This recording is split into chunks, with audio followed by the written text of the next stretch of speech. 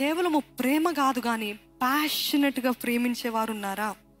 ప్యాషనెట్గా ప్రేమించేవారు. ప్రేమ వాడిపోతుందండి. ఇందాక పాడం కదా, ప్రేమ చల్లారిపోతుంది, ప్రేమ వాడిపోతుంది, దగా చేస్తుంది ప్రేమ, కానీ వాడిపోని ప్రేమ. ఈరోజు లోకంలో చూస్తున్నాము, గత వారంలో కూడా గుర్తు చేస్తాను, 2-3 సంవత్సరాలు, 1 సంవత్సరానికి విడాకులు ఎందుకు బోర్ కొట్టేసింది. ఇంతేనా ఆయనలో, ఇంతేనా తినలో, ఇంత దానికోసం అంత డంబంగా వివాహం చేసుకున్నాము, అంత ఖర్చు పెట్టి చేసుకున్నాము, ఇంతేనా? ఈ లోపాలేనా? ఇవేంటి? He is no better, she is no better than others, she is no better than others.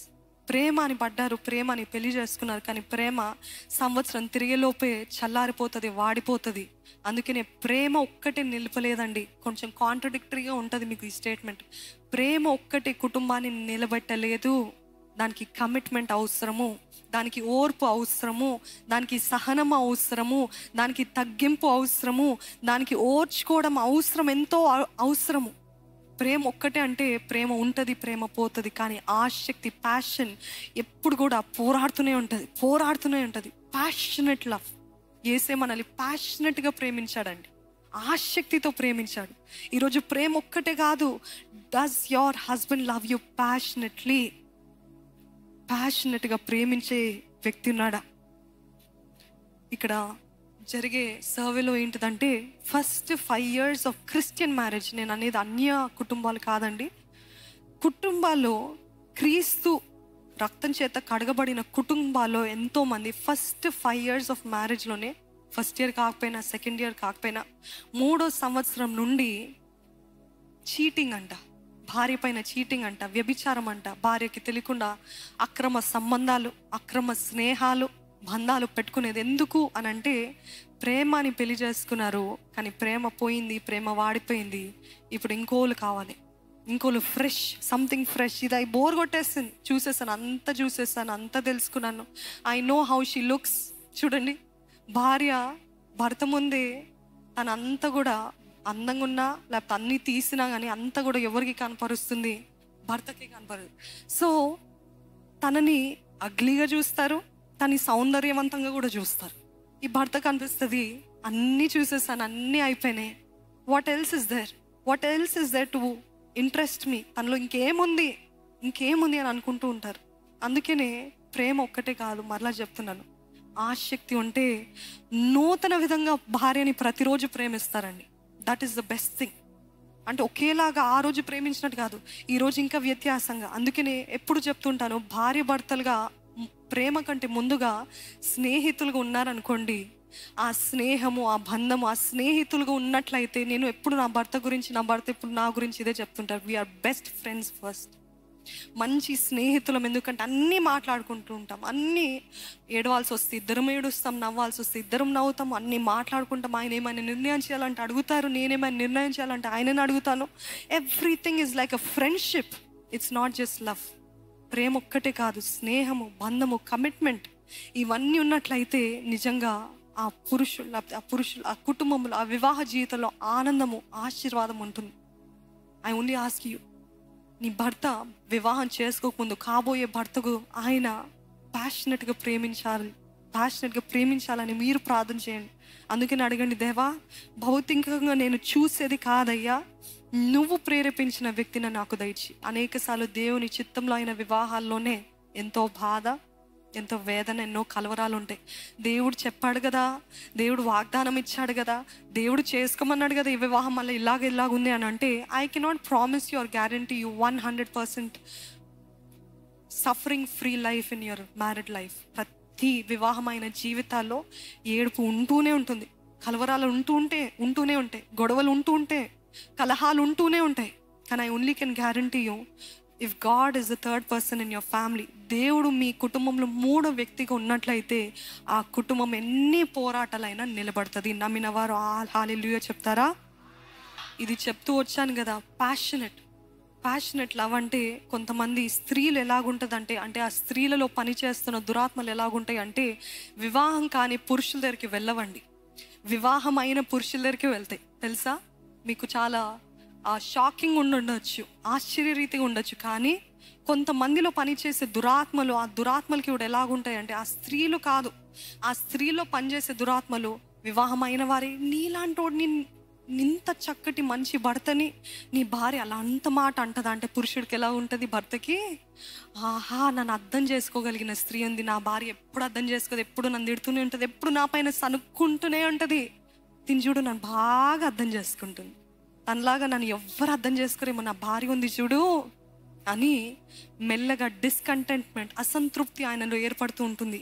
ఇంటికి వస్తాడు కానీ భార్యతోటి మాట్లాడాడు, ఇంటికి వస్తాడు కానీ భార్య ఏమి కూడా ఆయనకి ఆకర్షణీయంగా శారీరకంగా కానివ్వండి, లేకపోతే మనసు పంచుకోవడానికి కూడా ఆయన ఓపెన్ అప్ అవ్వడు. ఎందుకంటే ఈ సా సంథింగ్ ఎల్స్, ఆయన ఎవరినో చూస్తాడు, ఇంకా ఏదో వ్యత్యాసం ఉంది అని చూస్తాడు. కాబట్టి ఆయనకి ఇంట్లో ఉన్న భార్య పైన మనసు హృదయము పోతుందని. డిస్కంటెంట్మెంట్.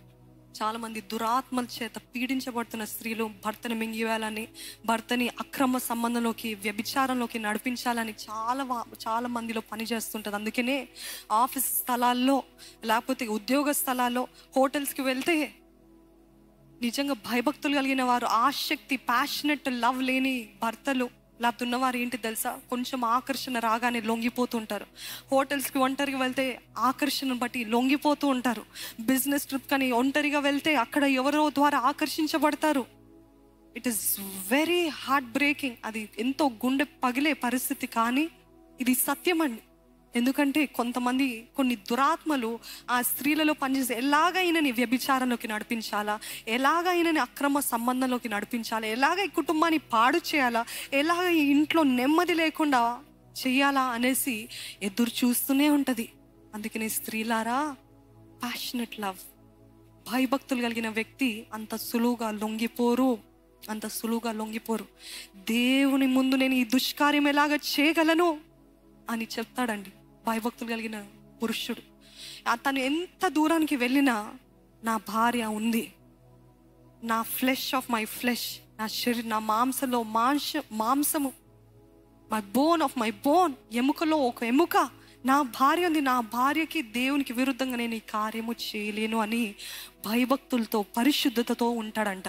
వ్యత్యాసంగా ప్రతిరోజు భార్యని కొత్త రీతిగా ప్రేమిస్తాడంట. బోర్ అనే మాట వివాహంలో వచ్చింది అనుకోండి, అప్పుడే చచ్చిపోయింది వివాహం, అప్పుడే చచ్చిపోయింది.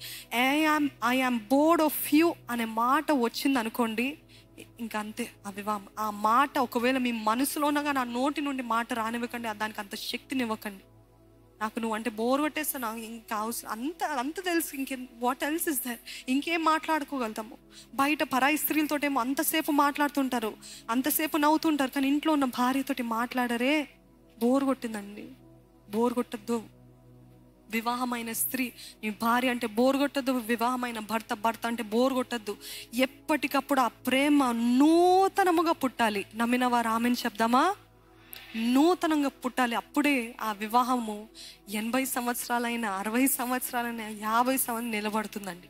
ఈరోజు బోర్ కొడుతుంది అంటే అది మొదట్లో అసలు it is not even love, because love never fails. At the same time love never gets board of each other. అవును, స్త్రీ ఒకవేళ వికారంగా మారచ్చు, ఎందుకంటే గర్భాన్ని మోస్తూ, బిడ్డలు మోస్తూ పెంచితే ఆటోమేటిక్గా స్త్రీలకు ఏమవుతుంది, మొదట్లో వివాహం అవ్వకముందేమో సన్నగా చక్కటి మంచి బాడీ, మంచి షేప్ కలిగిన స్త్రీ, కానీ బిడ్డలు పుట్టిన తర్వాత అంతా పోతుంది. కానీ ఆ బిడ్డలు ఎవరి బిడ్డలు? మీ బిడ్డలు కాదా? మీకోసమే కదా, మన కుటుంబం కోసమే కదా బిడ్డలు అంతా కూడా. కనిన తర్వాత నా భార్య నాకు బిడ్డలు ఇచ్చింది అని ప్రేమించే భర్తలుగా ఉన్నారా? లేకపోతే నీ షేపు, నీవంతా ఇలాగ మారిపోయావు, తంజుడు ఎలాగుందో ఆఫీస్లో, తంజుడు ఎలాగుందో, చాలా మంది పురుషులు ఈ మాటలు మాట్లాడుతుంటారు, పోలుస్తుంటారు. తంజుడు ఎలాగుందో, తంజుడు ఎంత అందంగా ఉందో, తంజుడు, తనకి వివాహం అయిందా? తనకి బిడ్డలు ఉన్నారా? తను మీ భార్యలాగా కష్టపడి ప్రయాసపడుతూ త్యాగపూర్వకంగా పొద్దున్న లేసింది, ఇంకా జిమ్కి ఏది ఉండదు, పొద్దున్న లేసింది, ఆహారం పెట్టడము, వంట చేయడం, ఇల్లు ఊడడం, ఇదే అయిపోయింది. తనకి ఇంకా వేరే ధ్యాస ఉందా? మీ నిమిత్తమై, కుటుంబం నిమిత్తమై చేస్తా ఉంటే వార్చుడు వీర్చుడు అంటే గుండె పగిలిపోతూ ఉంటుందండి.